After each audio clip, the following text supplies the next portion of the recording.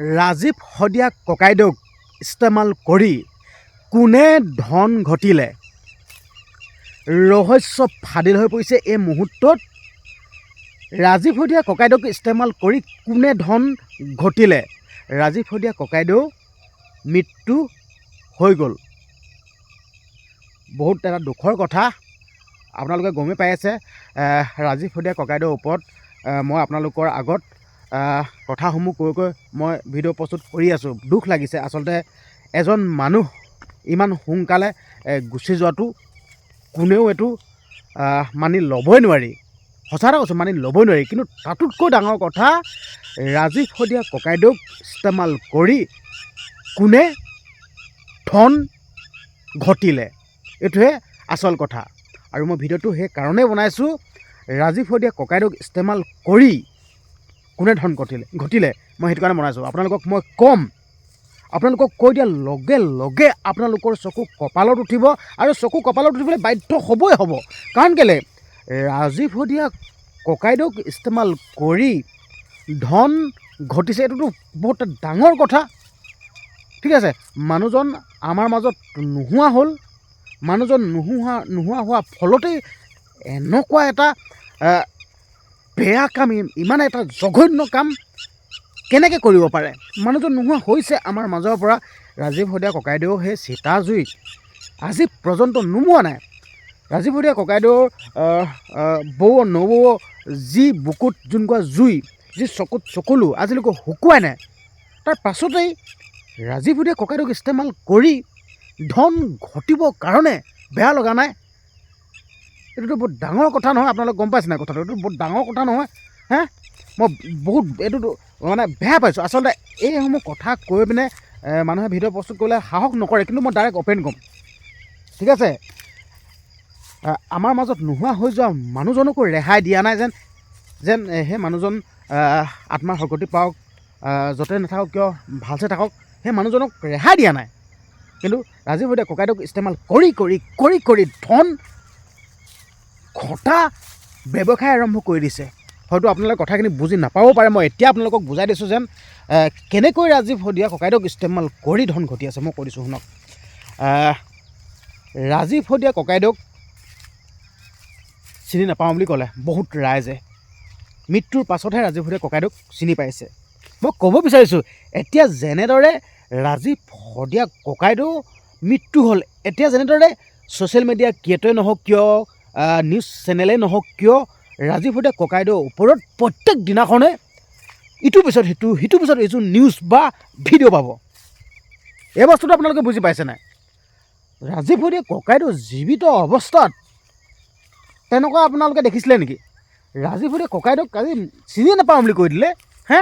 যদিহে এতিয়া ৰাজীৱ শদিয়া ককাইদেউক এতিয়া প্ৰচাৰ কৰাৰ দৰে তেতিয়াতে যদি প্ৰচাৰ কৰিল হয়, ৰাজীৱ শদিয়া ককাইদেউক সকলোৱে চিনি পালে হয়। তো এতিয়া ৰাজীৱ শদিয়া ককাইদেউক ইস্তেমাল কৰি, ৰাজীৱ শদিয়া ককাইদেউৰ ওপৰত ভিডিঅ' প্ৰস্তুত কৰি, বিতৰ্ক কৰি, ছ'চিয়েল মিডিয়াত ভিডিঅ' আপলোড কৰি মিলিয়ন ভিউজ লৈ ৰাজীৱ শদিয়া ককাইদেউৰ নামত, ৰাজীৱ শদিয়া ককাইদেউৰ ওপৰত কৈ কেনে পইচা ঘটি আছে। আপোনালোকে হয়তো নাজানিব পাৰে, যোনসকল লোকে ছ'চিয়েল মিডিয়াৰ লগত জড়িত নাথাকে সেইসকল লোকে নাজানিব পাৰে। মই স্পষ্টকৈ কৈ দিছোঁ, আপুনি যদি ছ'চিয়েল মিডিয়াত ভিডিঅ' দিয়ে বা ছ'চিয়েল মিডিয়াত যদি আপুনি ক্ৰিয়েটৰ, হয়তো তেতিয়া আপুনি ভালকৈ বুজি পাব ছ'চিয়েল মিডিয়াত ভিডিঅ' দিলে মানে পইচা পায়। এতিয়া আপোনালোকে এটা কথাটো চিন্তা কৰক, এতিয়া বৰ্তমান ৰাজীৱ শদিয়া ককাইদেউক সকলোৱে জানিবলৈ বিচাৰিছে, কিন্তু মৃত্যুৰ আগমুহূৰ্তত কিন্তু সেইটো নিবিচাৰিলে। এতিয়া সকলোৱে জানিব বিচাৰিছে যেন ৰাজীৱ শদিয়া ককাইদেউ, ঠিক আছে, ৰাজীৱ শদিয়া ককাইদেউ মানুহজন কোন, কেনেকুৱা, A to Z চাৰ্চ কৰিছে। আৰু এটা চাৰ্চ কৰিলে মানে ভিডিঅ' প্ৰস্তুত কৰিলে মানে বহুত ভিউজ যাব। তো সেইকাৰণে ভিডিঅ' দি আছে, আগতে দিব লাগিছিল। তো এতিয়া ৰাজীৱ শদিয়া ককাইদেউক ইস্তেমাল কৰি ভিডিঅ'সমূহ দি মিলিয়ন ভিউজ লৈ লাখ টকা ঘটি আছে। এইটো ভাল কথা নে বেয়া কথা কওক আপোনালোকে? বেয়া লাগিছে। নোহোৱা হৈ যোৱা মানুহজনক ইস্তেমাল কৰি এনেকৈ পইচা ঘটাটো ভাল কথা নহয়। পইচা ঘটিবলৈ ঢেৰ আছে পইচা ঘটিবলৈ। আপুনি কিবা এটা ভাল কাম কৰক। আপোনালোকক ছাপ'জ মই এটা জ্বলন্ত উদাহৰণ দিছোঁ দেই, যিহেতুকে মই পথাৰৰ মাজত আছোঁ। চাই লওক, এখন বিশাল পথাৰ দেখিছে নাই, এখন ডাঙৰ এখন বিশাল পথাৰ দেই, চাই লওক। এই যে পথাৰখন আপোনালোকে দেখিছে, এই পথাৰখন অকল ধান খেতিয়ে কৰে, চাওক না, এইখন অকল ধান খেতি কৰে। এতিয়া নৰা পৰি আছে, নৰাখিনি শুকাই এতিয়া জেং যাব হ'বগৈ, আৰু বাৰিষা চিজনত আকৌ ধান খেতি কৰিব।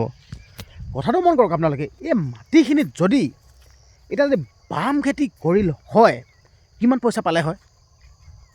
ঠিক আছে, আচলতে মই বাম খেতি কৰোঁ কাৰণে মই এই কথাটো কৈছোঁ দেই। মই জানো বাম খেতিৰ পৰা পইচা কিমান পায়, মই জানো, স্পষ্টকৈ জানো বাম খেতিৰ পৰা কিমান পইচা পায়, মই জানো। আৰু জানো কাৰণে আপোনালোকক কৈছোঁ, বাম খেতিৰ পৰা পইচা কিমান পায় জানে আপোনালোকে? আপুনি যদি বাম খেতি কৰিব বিচাৰিছে, বিলাহী খেতি কৰক। আপুনি যদি বাম খেতি কৰিব বিচাৰিছে, ৰঙালাও খেতি কৰক। আপুনি যদি বাম খেতি কৰিব বিচাৰিছে, আলুগুটি কৰক। মই আৰু বেলেগ খেতি কৰিব নকওঁ।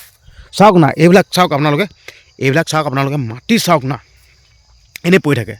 কিন্তু মই যোনটো মেইন প্ৰসংগৰ পৰা অলপ ভালকৈ কাটিছোঁ, কাৰণ কেলৈ আপোনালোকক তথ্য সহকাৰে দেখাই দিছোঁ।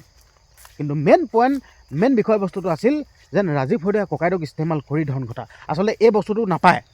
মেইন বিষয়বস্তুটো মই সেই বিষয়বস্তুটো লৈহে মই ভিডিঅ'টো প্ৰস্তুত কৰিছিলোঁ। আচলতে সেই বস্তু নাপায়। এজন নোহোৱা হোৱা মানুহজনক ইস্তেমাল কৰি ধন ঘটিব নাপায়। মই সেইকাৰণে আপোনালোকক মানে লাইভ দেখাই দিলোঁ যেন আপোনালোকে বাম খেতি কৰিব পাৰে, সেইটো দেখাই দিলোঁ।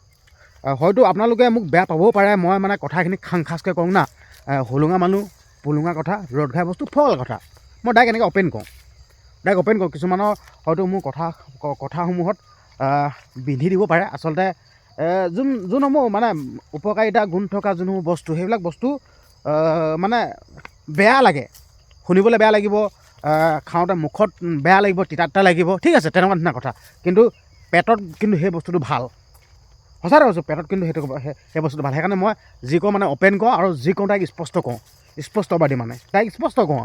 এইবিলাক লাং ফাং এইবোৰ খেলিমেলি নাই। মই যি ক'ম তাইক স্পষ্ট ক'ম, যি ক'ম মই ডাইৰেক্ট ক'ম, সেইবিলাক খেলিমেলি নাই। সঁচাতে কৈছোঁ, নাপায়। আজি এতিয়া ৰাজীৱ হৰিয়া ককাইদেউৰ ঘৰত, বাকী বেলেগ লোকসকলৰ কথা কোৱা নাই দেই, এই যে ছ'চিয়েল মিডিয়া ক্ৰিয়েটৰসকল গৈছে, ছ'চিয়েল মিডিয়া ক্ৰিয়েটৰসকলে গৈ এই যে ভিডিঅ' প্ৰস্তুত কৰি যেন দি আছে, এইটো কিয় দি আছে? ভিডিঅ' বনাবলৈ কৈছ নে ৰাজীৱ হৰিয়া ককাইদেউৰ ঘৰত এষাৰ মাত লগাবলৈ গৈছ, নে সমবেদনা জ্ঞাপন কৰিব গৈছ? কি কৰিবলৈ গৈছ? হে, এক গুলি দুই চিকা মানে নেকি? এইটো বেয়া লাগিব লাগে। হে, গৈছ তহঁতি ৰাজীৱ হৰিয়া ককাইদেউৰ ঘৰলৈ, বেয়া পোৱা নাই, ভাল কৰিছ। কিন্তু কিহৰ আকৌ মোবাইলডাল ফিটাই পিনে এনেকৈ মোবাইলটো, এয়া ৰাজীৱ হৰিয়া ককাইদেউৰ মাতৃ হয়, এয়া ৰাজীৱ হৰিয়া ককাইদেউৰ পৰিবাৰ হয়, এয়া ৰাজীৱ হৰিয়া ককাইদেউৰ সন্তান হয়।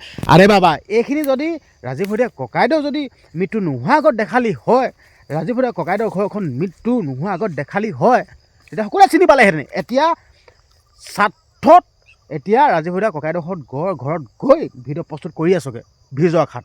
মই ক'লোঁ নাই, ৰাজীৱ হৰিয়া ককাইদেউক মানে তাতো ইস্তেমাল, সেইটোৱে ক'লোঁ। এইটো বেয়া লাগিব লাগে, সঁচাকৈ কৈছোঁ, বেয়া লাগিব লাগে। নিজৰ ঘৰত এনেকুৱা এটা পৰিস্থিতি হ'লে, গম পাবি, ঠিক আছে, তেতিয়া আনে এনেকৈ ভিডিঅ' প্ৰস্তুত কৰি দিব না, তেতিয়া গম পাবি। ইমান তললৈ মানুহ যাব নাপায় দেই, ইমান তললৈ মানুহ যাব নাপায়। অন্ততঃ মানুহজনক আপোনালোকে ভগৱানৰ ওচৰত প্ৰাৰ্থনা কৰক, ঠিক আছে। ৰাজীৱ হৰিয়া ককাইদেউ আমাৰ মাজত নাই, ৰাজীৱ হৰিয়া ককাইদেউ য'তে নাথাকক কিয় শান্তিত থাকিব লাগে, কুশলে থাকিব লাগে, ঠিক আছে, আত্মাৰ সগতি পাব লাগে। কিন্তু আপোনালোকে কৰি আছে কি? ৰাজীৱ হৰিয়া ককাইদেউ ঘৰলৈ গৈছে, ভিডিঅ' প্ৰস্তুত কৰিছোঁ, ভিডিঅ' প্ৰস্তুত কৰি নিজৰ ফাইদা উঠাইছ। এনেকৈ যোৱাতকৈ নোযোৱাই ভাল, এইটোৱে ক'লোঁ। এতিয়া আমি কিয় যোৱা নাই? আচলতে আমি মৃত্যু নোহোৱাৰ আগতে ৰাজীৱ হৰিয়া ককাইদেউক এটা দেখা দিব নাপালোঁ, বা ৰাজীৱ হৰিয়া ককাইদেউক ঘৰখনত যাব নাপালোঁ। এতিয়া মিছাতেনো নিজকে কি বুজাবলৈ যাম? আচলতে ৰাইজকতো এনেকৈ বুজাই দেখাবলৈতো যাব নালাগে ন, যাবতো মন যায়, কিন্তু আচলতে মনটো বেয়া লাগিছে কাৰণে মোৰ যাবলৈ মন যোৱা নাই, সঁচাকৈ কৈছোঁ। কিন্তু বেলেগ একো নাই, আৰু বেয়া লাগে, নিজকে বেয়া লাগে সঁচাকৈ। আৰু গ'লেও কিন্তু আমি এইবিলাক ভিডিঅ' বনাই নেদেখাওঁ।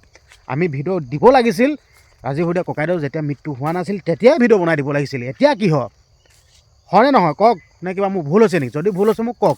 যদি মোৰ ভুল হৈছে, মই এই বাঁহহঁতৰ গালখনত ঠাচকৈ লগাই দিয়ক, মই বেয়া নাপাওঁ, লগাই দিয়ক। কিন্তু মই যি কওঁ তাক অ'পেন কৰোঁ, চাই লওক। সেইখন পাহাৰ, মোৰ ঘৰ পাহাৰ কিনাৰত, আৰু মই খেতি কৰোঁ আৰু খেতি কৰি খাওঁ, দেখুৱাই দিলোঁ, চাই লওক। ঠিক আছে, হ'ব দিয়ক। ভিডিঅ'টো আচলতে ইমানখিনি আছিল, আপোনালোকৰ আগত কথাখিনি ক'লোঁ। ভিডিঅ'টো যদি আপোনালোকে চাই কিবা যদি বুজি পাইছে, ঠিক আছে, অন্ততঃ এটা কমেণ্ট কৰিবলৈ নাপাহৰিব। ধন্যবাদ।